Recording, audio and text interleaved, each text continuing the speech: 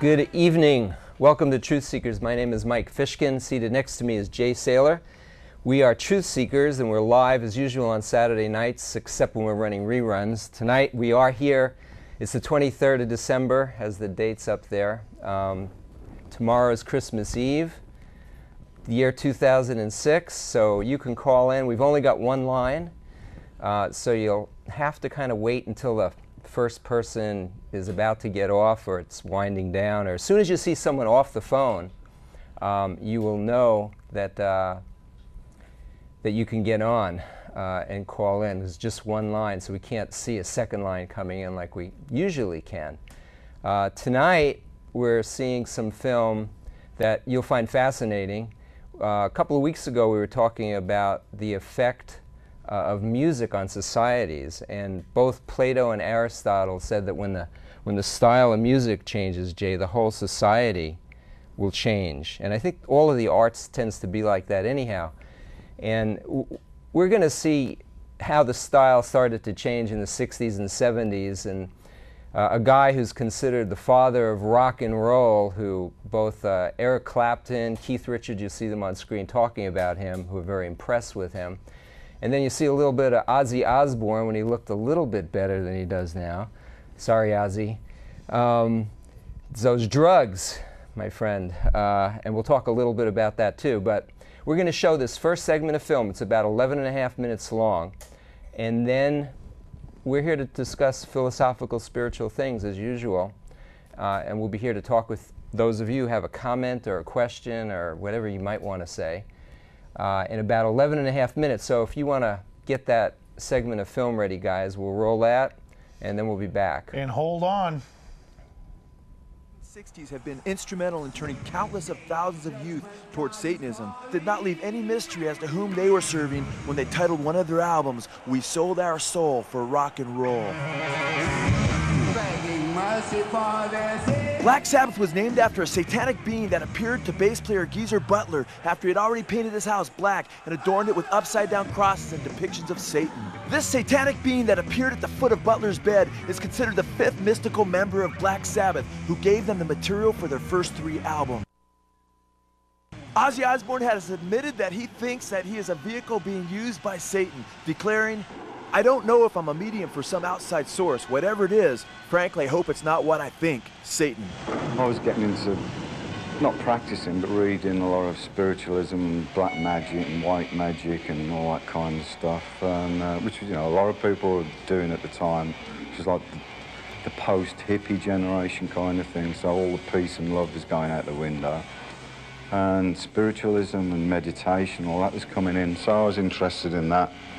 And somebody gave Ozzy this old 16th century book of black magic, and it was all written in, I think it was Latin. And he brought it round to my flat because he knew that I was interested in books and magic and all that kind of thing. And I just got this really weird vibe off it. And I put it in this cupboard in the apartment that I was living in.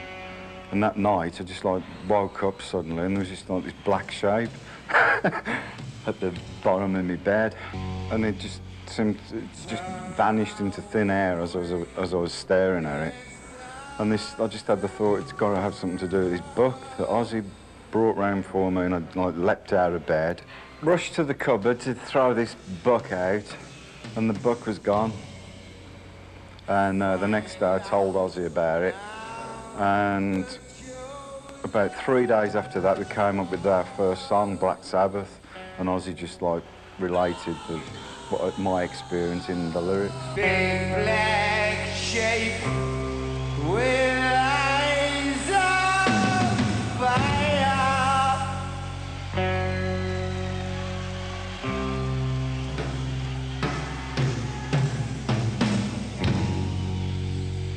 Telling people their desire, Satan sending his smiling. Watches those flames get higher and higher.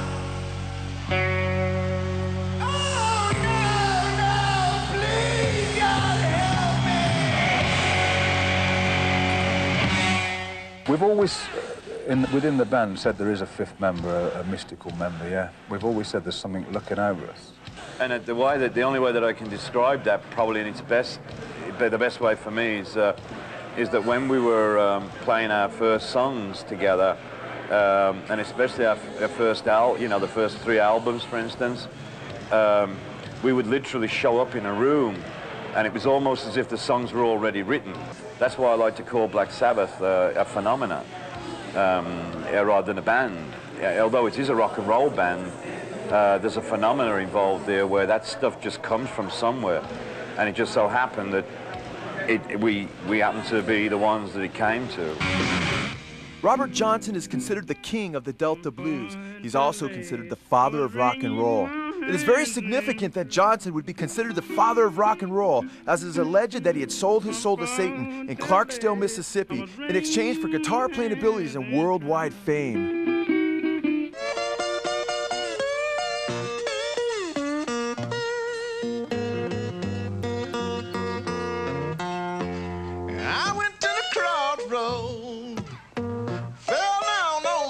It was after Johnson made his alleged pact with Satan that he became the king of the Delta blues. Blues master B.B. King said, quote, "As a musician, Robert Johnson had it all." Hey,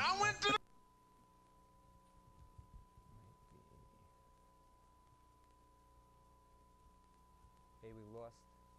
I don't know if it's just in here or there, but we. What's going on?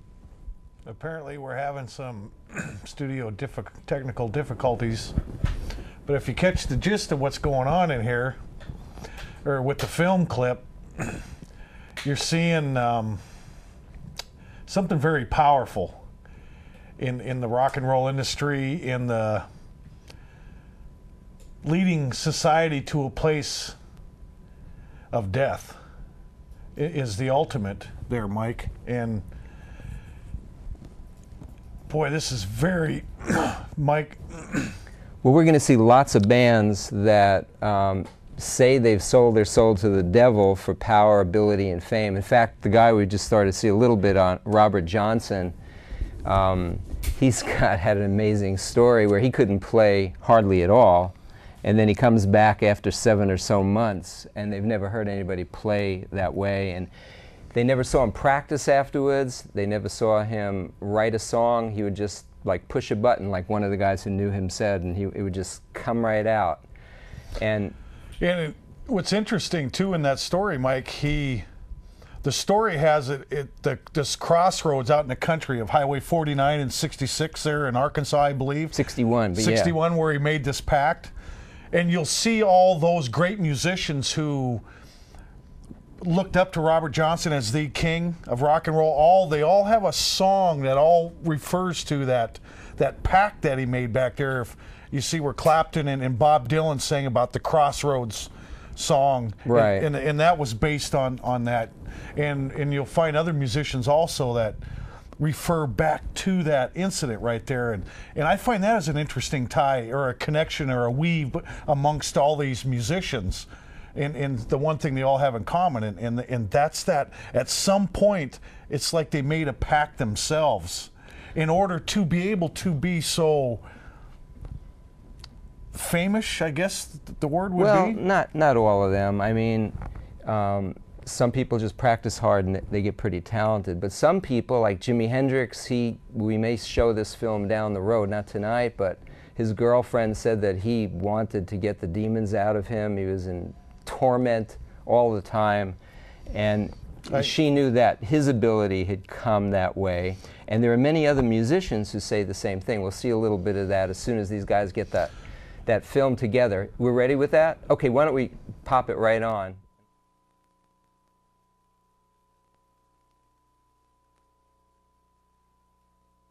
Sunhouse said he made the audiences mad with his racket.